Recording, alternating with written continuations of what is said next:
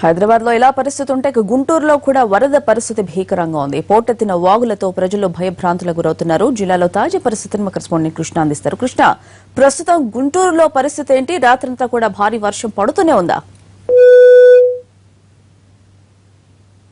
జిల్లా మొత్తం కూడా అతలాకుతలం చేస్తా ఉన్న పరిస్థితి. మొత్తం వాగులు మొత్తం పొంగి పొర్లుతూ ఊళ్ల మీద పడుతున్నాయి.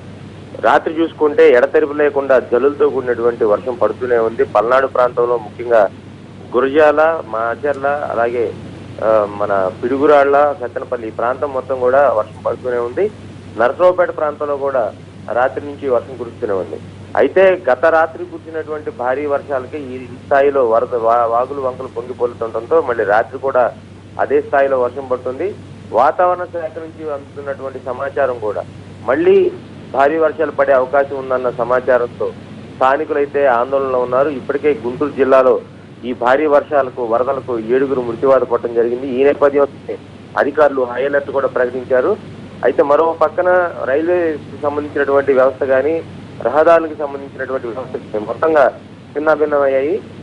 ప్రస్తుతానికి సంబంధించి పల్నాడు ప్రాంతంలో ఏ దారులు చూసుకున్నా కానీ వాగులు వంకలతో పొంగి పొలుతుండటంతో ప్రయాణికులు కూడా ఎప్పటికప్పుడు తమ ప్రయాణాలను వాయిదా వేసుకున్న పరిస్థితి ఇక్కడ గుంటూరు జిల్లాలో ఉంది. అలాగే గుంటూరు నుంచి సికింద్రాబాద్ వెళ్లాల్సిన అనేక రైళ్లను పాక్షికంగా కొన్ని రైళ్లను ఈరోజు మొత్తం కూడా రద్దు చేయడం జరిగింది. రైల్వే ట్రాక్ సత్తెనపల్లి నుంచి పిడుగురాళ్ల మధ్యలో రైల్వే ట్రాక్ ప్రస్తుతం రిపేర్ కూడా చేస్తా ఉన్నారు.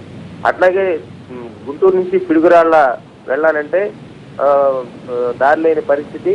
దీంతో నరసరావుపేట మీదుగా నకరికల్లు మీదుగా పిడుగురాళ్ల పంపిస్తా ఉన్నారు.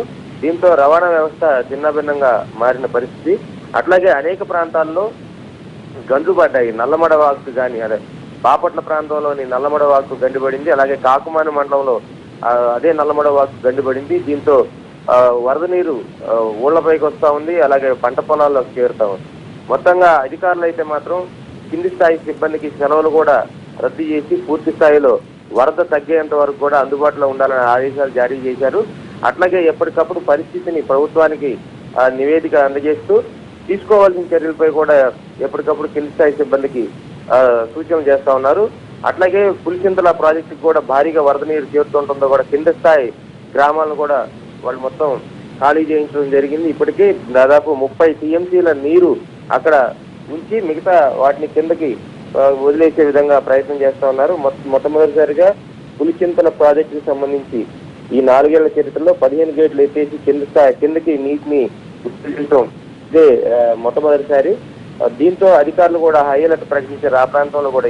ఎందుకంటే అటు నల్గొండ జిల్లా ఉంది, ఇటువైపు గుంటూరు జిల్లా ఉంది. ఈ నేపథ్యంలో పులిచింతల నీటిని విడుదల చేసే క్రమంలో ఎక్కడ ఎవరు అందులో పడిపోకుండా ఎటువంటి జాగ్రత్తలు తీసుకోవాలని కూడా ముందుగానే సూచన చేశారు. మొత్తంగా గుంటూరు జిల్లాలో చూసుకుంటే వర్షం అయితే విడిచిపెట్టడం లేదు. ఎందుకంటే గతంలో డెల్టా ప్రాంతంలో ఉండేది. బంగాళాఖాతంలో ఏదైనా అల్పపీడనం కానీ ఇటువంటి సంఘటనలు జరిగినప్పుడు డెల్టా ప్రాంతం వైపు ఎక్కువగా ఇబ్బందులు ఉండేవి. అయితే ఈసారి అనూహ్యంగా పల్నాడు ప్రాంతం వైపు వర్షం విరుచుకుపడతా ఉంది, వరద విరుచుకుపడతా ఉంది. దీనికి ప్రధాన కారణం వాగులు వంకలు పొంగి పొలుతుండటం. కొన్ని చోట్ల చట్టాలు బాగా లో హైట్ లో ఉండటం వల్ల ఈ ప్రమాదం జరుగుతూ ఉంది. నిన్న జరిగినటువంటి ఘటనలు మొత్తంగా కూడా ఒక ఎక్స్పీరియన్స్ గా తీసుకొని అధికారులు వర్క్ చేయాలని కూడా ఉన్నత స్థాయి అధికారులు ఇప్పటికే ఆదేశాలు జారీ చేయడం జరిగింది. Swathi. Right Krishna, thank you.